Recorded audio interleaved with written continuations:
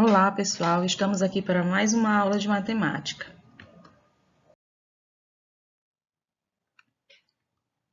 Hoje a nossa aula tem como habilidade ler informações e dados em gráficos, particularmente em gráficos de coluna. E antes da gente ir para os nossos exemplos, vamos relembrar aqui o que é um gráfico?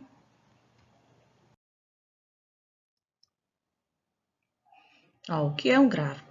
É a tentativa de se expressar visualmente dados ou valores numéricos de maneiras diferentes, assim facilitando a sua compreensão. Como já diz aqui no nosso conceito, maneiras diferentes. Isso quer dizer que não existe apenas um tipo de gráfico, e hoje nós vamos ver alguns deles, aqueles mais conhecidos por nós. E nós temos aqui o nosso primeiro gráfico, que é o gráfico em pizzas, setores ou circulares. Como vocês podem observar, de fato ele traz um formato de uma pizza, né? E cada um dos seus pedacinhos representa o resultado da pesquisa, né? Do que foi pesquisado, dos itens dentro da categoria que foi pesquisada, tá bom?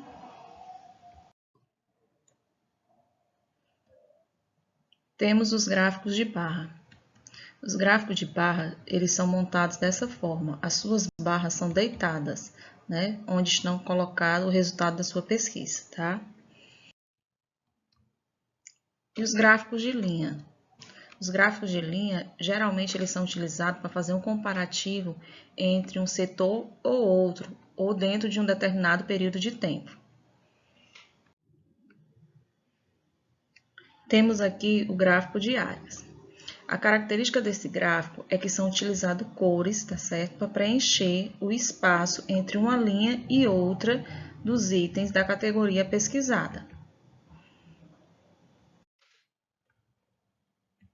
Gráfico de rede ou fluxograma. Esse tipo de gráfico geralmente é utilizado por empresas que executam algum tipo de projeto, pois nele é possível colocar todas as etapas para que o projeto aconteça, inclusive saber quais as etapas que já foram executadas e quais ainda faltam para o término do projeto. Nós temos os gráficos pictóricos. Nesses gráficos são utilizadas imagens ou desenhos que representam a categoria pesquisada. No caso desse gráfico aqui, nós temos aqui que foi pesquisado o número de habitantes em cada uma das décadas aqui representada. Por isso que foi colocado aqui imagem, né, de bonequinhos para representar cada uma das décadas que foram pesquisadas, que foi pesquisada, né, o número de habitantes, tá certo? E temos, por fim, o nosso gráfico de coluna, que é o que a gente vai trabalhar hoje na nossa habilidade. Dentre os gráficos de coluna, a gente encontra o de coluna simples, onde a gente tem o gráfico produzido com apenas uma coluna para cada item da categoria. Cada uma também tem uma cor diferente. Temos os gráficos de colunas agrupadas lateralmente. Geralmente, esse gráfico é utilizado para fazer um comparativo entre uma coisa ou outra, um item ou outro. No caso dos professores, geralmente são utilizados para fazer um comparativo entre um bimestre ou outro, ou uma disciplina e outra. E também utilizam-se cores diferenciadas para poder separar cada um dos pontos abordados. Temos também as colunas agrupadas superpostas. Nesse tipo de gráfico, nós podemos observar que o resultado da pesquisa, né, cada um dos itens abordados na pesquisa dentro da categoria, são utilizados cores diferentes para representar, e esse resultado é colocado um sobre o outro. E quais são as características dos gráficos de coluna? Devemos lembrar que as colunas elas devem possuir a mesma largura e uma distância constante entre elas, tá bom?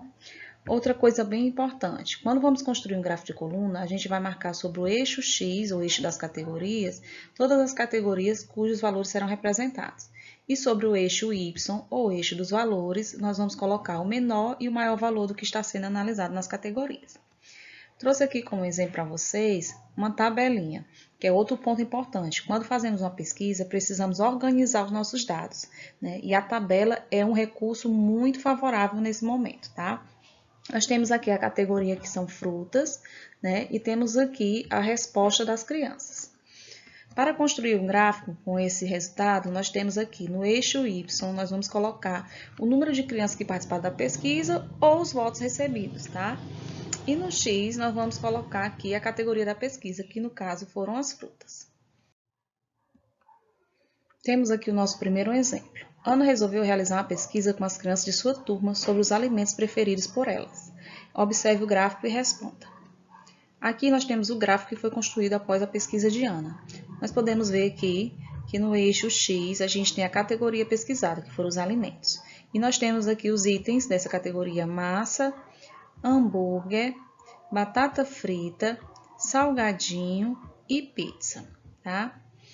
Uma característica importante que a gente observa nesse gráfico é que ele já tem aqui linhas retas, né, que marcam até onde, a que altura vai as nossas colunas, tá? E aqui no eixo Y nós temos aqui o menor e o maior valor obtido da pesquisa. Então vamos lá. Nós temos aqui, para o salgadinho foram obtidos 2 votos, né?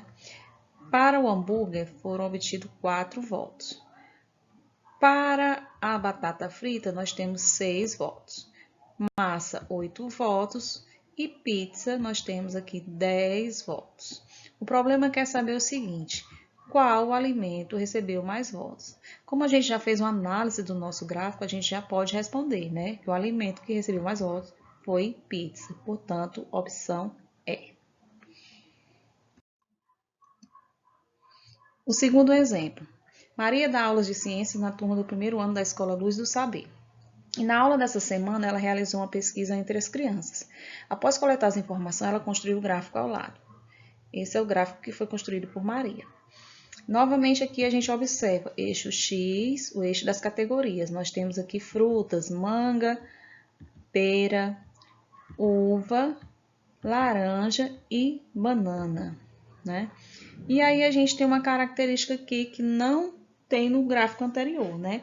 Esse gráfico ele não apresenta retas, né, que demarcam a altura das nossas colunas. Então vamos lá. Aqui nós temos para a banana 2 votos, tá? Temos para manga 4 votos, temos para pera 6 votos. E aqui na nossa laranja, a gente consegue perceber que esse gráfico é um pouquinho mais alto do que está marcado aqui para o número 8. Então, portanto, nós vamos observar que aqui a laranja recebeu 9 votos, tá bom?